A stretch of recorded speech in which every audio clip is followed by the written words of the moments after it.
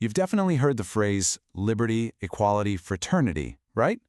But have you ever stopped to think about where it really comes from? Well, get ready, because we're about to dive into one of the most explosive, world-changing events in all of history, the French Revolution.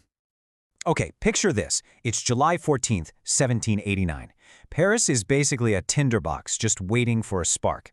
And that spark comes in the form of rumors. Rumors that royal troops are about to march on the city. The place just goes up in flames. Thousands of ordinary citizens flood the streets, and they all have one target in mind, the Bastille. Now, this isn't just any old building. It's a medieval fortress, a hated prison, and more than anything, it's the symbol of the king's absolute, tyrannical power. So, they storm it. And that, one single act, it ignites a revolution that is literally going to change the world. So you have to ask yourself, how on earth did it come to this? I mean, what makes regular people, bakers, lawyers, shopkeepers, suddenly decide to attack a fortress that has symbolized power for centuries? That's the big question, right?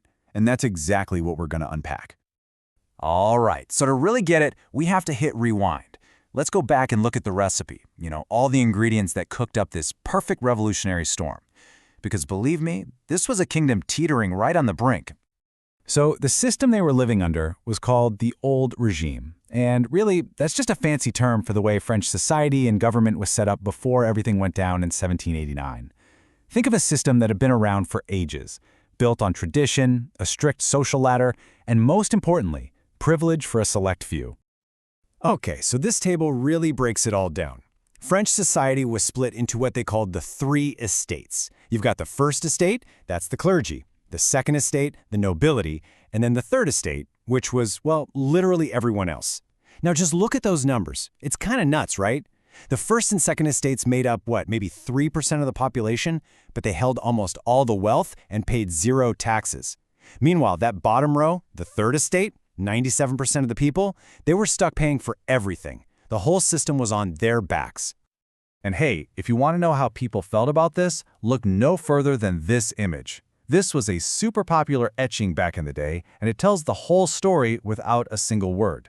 You see the commoner, bent over, practically breaking his back, while the noblemen and the clergymen just ride him like a horse. It's so powerful. Yeah, the message was simple and it was brutal. As the saying went, the nobleman is the spider, the peasant the fly. The whole system was basically a web, designed to trap and drain the life out of almost the entire population, all for the benefit of that tiny little group at the top.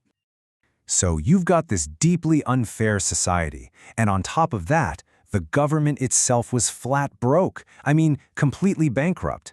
Why? Well, for one, years and years of super expensive wars. Then there was the cost of keeping up the absolutely insane, extravagant royal court at Versailles. And here's the real kicker, the real irony. France had just spent a fortune helping the American colonies win their independence from Britain. Think about that. They were funding a revolution fought for liberty and against a king, while their own people were suffering under a king. By the time good old King Louis XVI came to power, the national debt was, wait for it, over 3 billion livres. That's just a mind-boggling number for the time. The government was spending half of its entire budget just on the interest payments for its loans. So what's the only solution? You gotta raise taxes. But as we just saw, who's gonna pay those new taxes? Yep, the same 97% who are already paying for everything. And this wasn't just some abstract economic problem.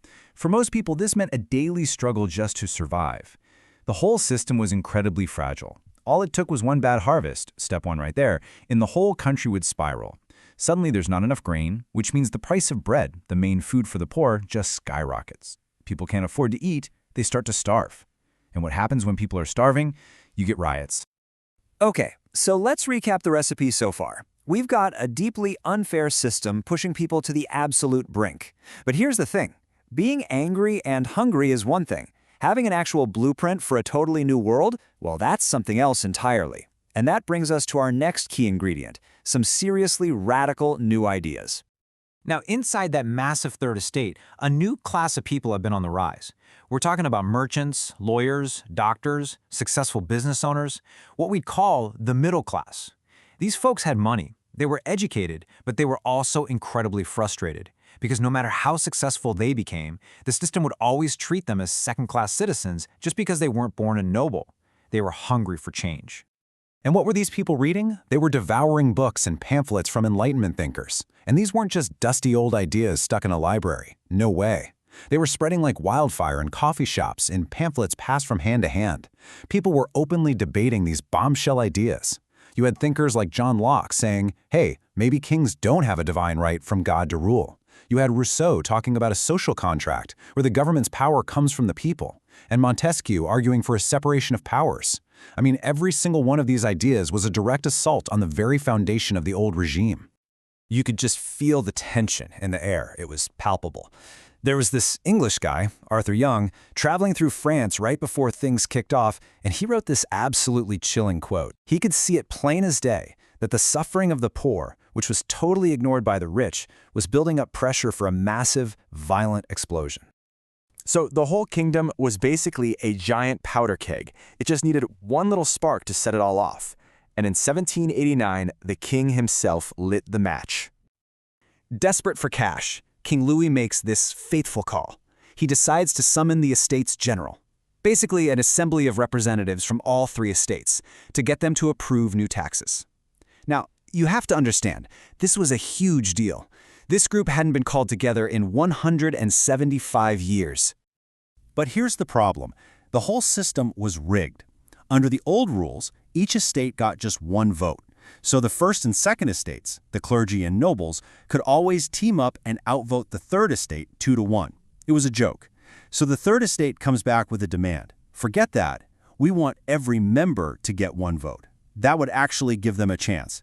And the king's response? A hard no. So what do? In this incredible act of defiance, the representatives of the Third Estate basically say, fine, we are the real National Assembly of France now. They get locked out of their meeting halls, so they just find an indoor tennis court nearby, and right there on that tennis court, they swear this amazing oath. They promise they will not go home until they have written a brand new constitution for France. This is the moment right here that the protest becomes a full-blown political revolution. So, faced with this incredible defiance, plus the city of Paris erupting into total chaos with the storming of the Bastille, the king, well, he didn't have much of a choice. He had to back down. The National Assembly got to work, and what they came up with next was nothing short of extraordinary. First up, they gave us this, the Declaration of the Rights of Man and of the Citizen. This wasn't just a document, it was a manifesto for a whole new age, a statement of principles that would literally echo across the entire globe. I mean, just read these ideas. Men are born and remain free and equal in rights. The idea that your rights are natural, that you're just born with them. The idea that all power comes from the nation, not some divinely appointed king. You have to realize, for 1789, this was completely mind-blowing stuff. It was the promise of a brave new world. But, and this is a big but, there was a catch. When the new Constitution actually came out in 1791, there was a huge gap between that beautiful promise and the reality. Just look at how they divided people up. You had active citizens and passive citizens. And to be active, meaning you could actually vote, you had to be a man over 25 who paid a certain amount in taxes. And just like that, millions of poorer men were cut out of the deal. And who else was passive, with no vote at all? Oh, right, all women. So much for men are born and remain free and equal in rights, huh? And you better believe people noticed this hypocrisy. Radical journalists like Jean-Paul Marat called it out immediately. He basically said, look, all we've done is swap one kind of aristocracy, one based on birth, for a new one based on money. And he predicted that for the really poor, the truly oppressed, this revolution was far from over. And that's the cliffhanger, really. France now has a constitution, but it leaves millions of people out. It has a national assembly, but it still has a king on the throne. The incredible ideals of the revolution, liberty, equality, fraternity, had been declared to the world, but they were a long, long way from being a reality. So the big question hanging in the air was, what's it going to take to finish the revolution?